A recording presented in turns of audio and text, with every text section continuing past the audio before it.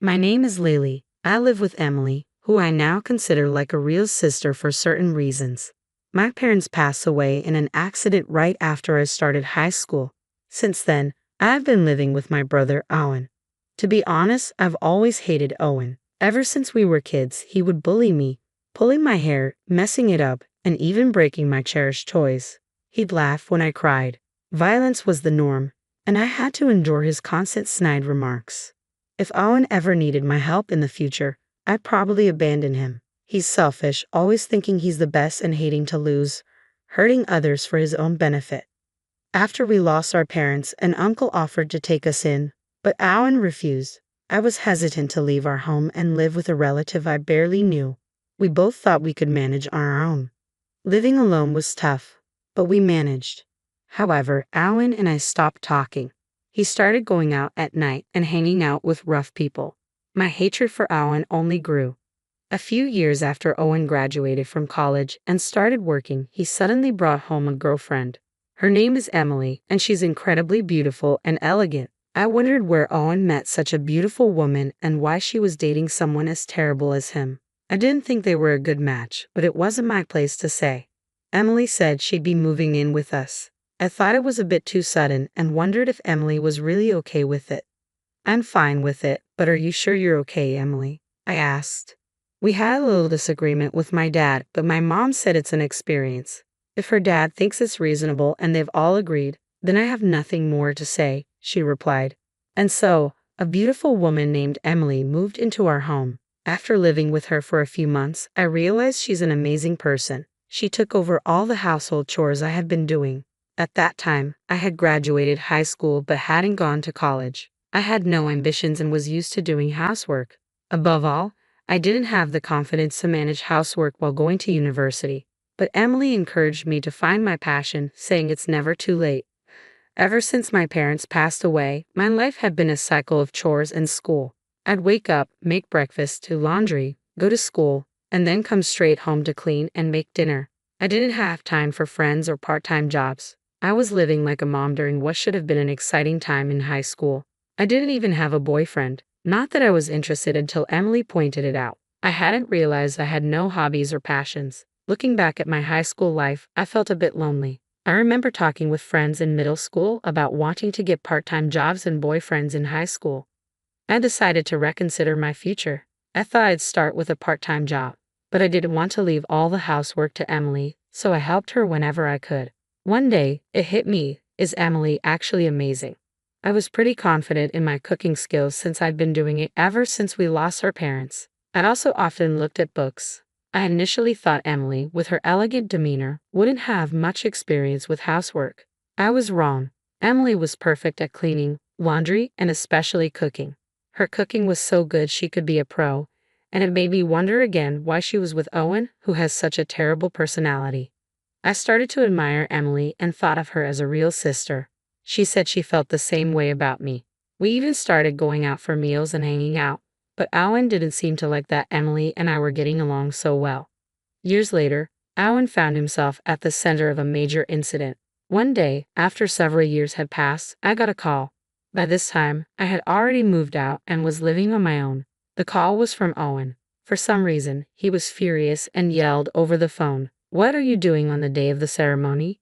You better not miss it." I responded, "What ceremony? I haven't received an invitation." Owen sounded puzzled and said, "Huh?" But I decided to tell him the truth. Why Owen thought he could get married after doing what he did was beyond me. Let's rewind to the time when Emily started living with us. After Emily moved in, the bullying had mostly stopped, but there was a day when Owen became physically violent toward me. It started because Owen was angry at Emily.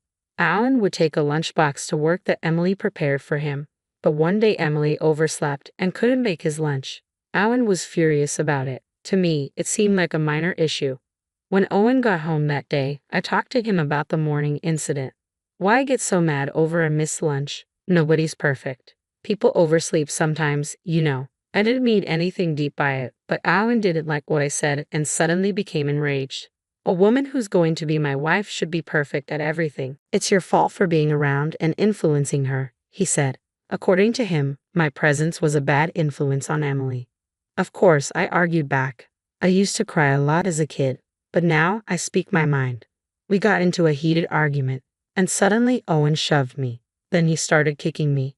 Just then, Emily returned from shopping and intervened. She was angry at Owen, but Owen didn't calm down. And then I saw something unbelievable. Owen slapped Emily. He then left the house and disappeared. I was left stunned and couldn't move for a while. Emily was also frozen, holding her slapped cheek. Snapping back to reality, she burst into tears. I approached Emily and asked, "Emily, are you okay?" She replied, "I'm fine," but tears were spilling from her eyes. She said sorry and retreated to her room. From that day on, Owen became increasingly aggressive toward Emily. One day, I decided to talk to her. I was worried because she was losing her usual brightness. Thinking a change of scenery might help, I took her outside, and she ended up confiding in me. She was unsure whether to go through with marrying Owen. I immediately said she should break it off and that there was someone better out there for her. Emily seemed a bit surprised, but talking to me seemed to lift her spirits a bit. On the way home, I said to Emily, "I'll always be on your side, Emily." Emily cracked a small, somewhat sad smile. One day, I overheard Emily arguing with Owen, which was unusual for her. Curious, I asked what was going on. It turns out Owen had gone ahead and set a wedding date without consulting her. No wonder Emily was upset, but what shocked me even more was this. Don't set a wedding date without even having a family meeting first. Apparently, Owen hadn't even met with Emily's parents yet. This was just beyond rude, and I was shocked he hadn't even taken the basic step. I immediately suggested that we go meet Emily's parents. Owen told me to mind my own business, but this was no time for that. Emily quickly explained the situation to her parents, and they both went to visit them. Her face looked both exhausted and tired, which worried me. That day, only Owen returned home. I had a hunch about what happened and sent Emily a text. After a while, she replied, and we met up at a nearby cafe to discuss what had transpired. Long story short, her parents had objected to the marriage. I continued listening to her story, thinking it must be so. She explained that Owen had set the wedding date without meeting them and had been treating her poorly recently, so they couldn't allow their daughter to marry him. Yet Owen had already informed his workplace about the wedding date and even booked the venue, so he was in a tight spot now. I felt embarrassed for him. Emily's parents obviously didn't have a good impression of Owen. For the time being, Emily decided to stay at her parents' home to think things over. She said she wanted to think alone for a while. Owen objected, of course, but he was persuaded by her parents and returned home alone. I asked Emily if I could meet her parents. She was puzzled but agreed since I insisted. Later, I met with Emily's parents and apologized for Owen's rudeness. They were quite surprised, not just by the apology, but that someone as considerate as me could be related to Owen. I then shared everything about Owen, about Emily, and about how Owen had been treating her. I asked Emily again, "Do you still want to marry Owen?" Emily responded, "I'm not sure." I suggested she should have a serious talk with Owen. She agreed, but when she tried to contact Owen to talk, he wasn't interested in discussing anything. Worse, he was still moving forward with the wedding plans. He even sent Emily a list asking her to prepare the invitations. At this point, Emily had had enough and finally decided to break up with Owen. She tried multiple times to discuss the matter with Owen, but it seemed like they could never have a real conversation. Every time she reached out, Owen would dominate the conversation and end it abruptly. She even texted him about breaking up, but Owen dismissed it, saying, "Enough with the jokes. Just prepare for the wedding." And so, the day Owen unilaterally decided would be their wedding day arrived, and Emily contacted me in a fury. I couldn't help but marvel at how well Owen had planned the wedding without considering Emily's feelings. I gave him a piece of my mind. "You never took your conversations with Emily seriously, and honestly, I can't fathom why you think you can get married. No one's coming to this wedding. Plus, you quit your job without telling anyone. You've lost all credibility." With that, I hung up the phone. That's right. Owen had quit his job without telling anyone. Emily found out about this during an incident when Owen contacted her. Emily and I were together at the time, expecting his call because I thought I would definitely get a call. "What's going on? Why aren't you coming? Why isn't anyone coming?" Emily finally told Owen everything. "I've told you multiple times that I want to break up. You never listened. You even went ahead and planned a wedding, so I thought you might as well go ahead with it." Emily explained that she hadn't sent out invitations because she didn't want to get married, but he had told people at work about the date, so she contacted them to cancel the wedding to avoid causing them any inconvenience.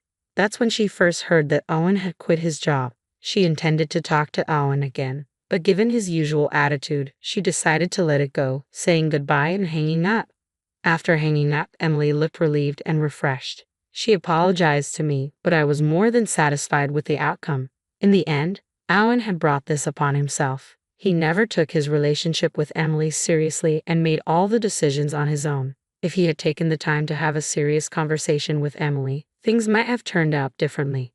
But that's neither here nor there now. Emily was worried about living alone, but I had anticipated this and had already decided to move out and live on my own. I had even finalized the lease and just needed to move. Later, after moving, Emily and I continued to be as close as best friends. I told her I would miss her as if she were my sister, but she assured me there was no need to part ways. Since then, we've gone out for meals, hung out, and even traveled together. I spent my days working part-time, trying to find what I really wanted to do. Emily, being the incredibly capable and thoughtful person she is, also started a part-time job where I worked. Emily is the whole package, beautiful, talented, and incredibly considerate. She quickly became popular at work. One day, Emily mentioned she might be getting stalked by someone. Given how amazing she is, it wasn't surprising. Worried, I decided to accompany her home whenever possible. Then one day, it happened. Emily was attacked on her way home. I couldn't be with her that day because I was sick. I thought the stalker had given up, but it turns out they were just waiting for Emily to be alone. She was almost dragged into an alley, but a passerby happened to rescue her. Emily was surprised to see the person attacking her. It turned out to be my older brother, Owen. Owen was arrested. I heard about it the next day during police questioning. Owen admitted he had been stalking Emily, waiting for an opportunity. He acted because I wasn't there to protect her. Hearing this broke my heart. As much as I despise Owen, I never thought someone from our own family would commit a crime. Emily was shocked, of course, but I was even more devastated. I apologized to Emily and her parents and thanked the person who saved her. Emily's parents were very kind to me. "If you don't mind, would you like to live with me?" Emily's mother offered. But I decided to move out for now and return to my parents' house. It was empty now that Owen was arrested, but I couldn't bear to leave a house filled with memories of my parents and childhood. Emily suggested we could live there together. After some thought, I accepted her offer. So here we are, living together in my old home. Today, we're visiting my parents' graves. Emily came with me. In front of my parents' tombstones, I silently apologized for Owen's crime and my failure to stop him, all because I couldn't stand him.